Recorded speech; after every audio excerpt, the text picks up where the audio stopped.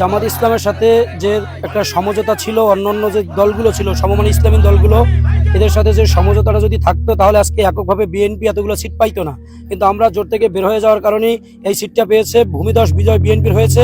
এজন্য সারা বাংলাদেশ ইসলামী আন্দোলন একমাত্র প্রার্থী হিসেবে আমরা মন্ত্রিত্ব চাই, যাতে করে বরগুনাকে সুন্দর করে সারা দেশকে আমরা একটা দলের পক্ষ থেকে সাজাইতে পারি, সারা দেশে আমাদের গ্রহণযোগ্যতা থাকে। আপনারা অনুসন্ধান করে দেখবেন সামান্য কিছু ভোটের কারণে জামাত হেরে গেছে।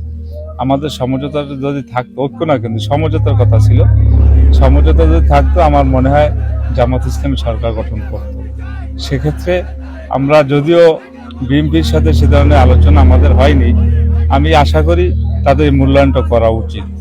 আর আমি ইসলামী আন্দোলনের পক্ষ থেকে একমাত্র আমি নির্বাচিত একজন সংসদ সদস্য, আর যদি আমাদেরকে মূল্যায়ন সেভাবে করে আমি মনে হয় ভবিষ্যতে আরো ভালো হবে। তারেক রহমান আগেই বলেছিলেন যে জাতীয় সরকার গঠন করবেন, সেই হিসাবে আমি মনে করি তারেক রহমানের উচিত ইসলামী আন্দোলন বাংলাদেশের, যেহেতু সারা বাংলাদেশে একজন প্রার্থী নির্বাচিত হয়েছে, সেই হিসাবে ইসলামী আন্দোলনকে একটি মন্ত্রী দিয়ে ইসলামী আন্দোলনকে পাশে রাখবেন, এটা আমি মনে করি।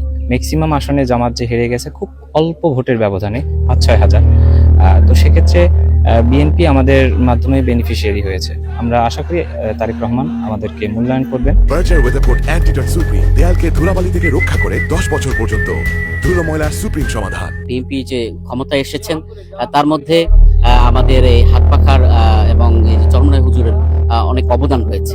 তো আমি সেক্ষেত্রে বলবো যে অবশ্যই এখানে যদি তিনি মন্ত্রী পদে মাহমুদুল হাসান ওলিউল্লাহ যদি এখানে আসেন, তাহলে অবশ্যই বরগুনা সহ সব জায়গার কাজ খুব সুন্দর হবে ইনশাআল্লাহ।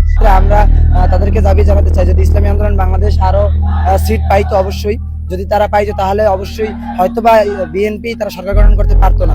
অতএব যেহেতু ইসলামী আন্দোলন একটি আসন পেয়েছে, সেহেতু আমার দাবি হচ্ছে যে ইসলামী আন্দোলন যেহেতু বরগুনা 1 আসন থেকে অলিউল্লাহ সাহেব তিনি এমপি হয়েছেন, আমরা চাই অলি ভাইকে কেন্দ্রীয় জাতীয় সরকারের অধীনে তাকে একজন মন্ত্রী হিসেবে তাকে নেওয়া হোক। একটা পরিসংখ্যানে আসছে যে বিএনপির তাদের ভোট ব্যাংক হলো 34%। তারা যেটা দিচ্ছে সাংবাদিকরা, আমরা সেটা এখন প্রমাণ করেছি যে না, ওটা ভুল।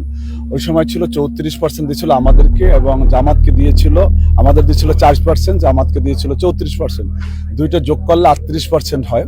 তো তখনই আমাদের নেতৃবৃন্দ লেখছিল যে আপনারা আমাদেরকে মূল্যায়ন না করলে তাহলে দেখা যাবে যে আপনারাও হয়তো ক্ষতিগ্রস্ত হবেন, আমরাও ক্ষতিগ্রস্ত হব।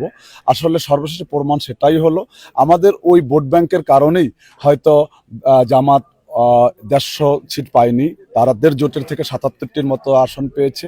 আমরা একটি আসন পেলেও আমাদের ভোটের পার্সেন্টেজে কিন্তু আমরা প্রায় 10% ভোট পেয়েছি সারা কাস্টিং ভোটের। এটা কিন্তু শুকরিয়া ইসলামী আন্দোলন, প্রায় কোটি মতো ভোট পেয়েছি তাতে। তো এই জন্য আমি বলবো জনাব তারেক রহমান জিয়াউর রহমানের সন্তান, বেগম জিয়ার সন্তান, তিনি ওয়াদা করেছেন 31 দফা যে দাবি রয়েছে তার, তিনি যেন 31 দফা তার নেতৃবৃন্দ বিভিন্ন এলাকা লিফলেট দিয়েছেন। সেখানে আপনারা জানেন তিনি জাতীয় সরকারের কথা বলেছেন। তো আমি মনে করি তিনি এই অনেক আসন পাওয়ার পরে তিনি যদি জাতীয় সরকারের কথা ভুলে যান, তাহলে পরবর্তীতে এর খেসারত দিতে হবে।